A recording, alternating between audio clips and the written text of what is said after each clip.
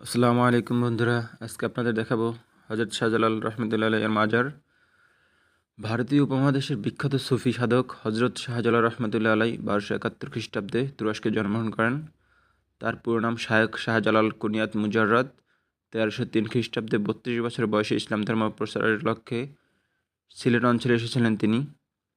সিলেটে তার মাধ্যমে ইসলামের বহুল প্রচার ঘটেছিল। হযরত শাহজালাল রহমতুল্লাহ আলাইয়ের আধ্যাত্মিক শক্তির পরিচয় পেয়ে হযরত নিজামুদ্দিন আউলিয়া রহমতুল্লাহ আলাই তাকে সাদরে গ্রহণ করেন এবং প্রীতির নিদর্শন স্বরূপ তাকে একজোড়া সুরমা রঙের কবুতর উপহার দেন, যা বর্তমানে জালালি কবুতর নামে পরিচিত। সিলেট ও তার আশেপাশের অঞ্চলে বর্তমানে যে কবুতরগুলো দেখা যায় তা এই কপোত যুগলের বংশধর। ধর্ম বর্ণ নির্বিশেষে কোনো মানুষই এই কবুতর খায় না, বরং এই কবুতরের জন্য খাবার আহরণ করে থাকেন। হযরত শাহজালাল রহমতুল্লাহ আলাই 1341 খ্রিস্টাব্দে মৃত্যুবরণ করেন।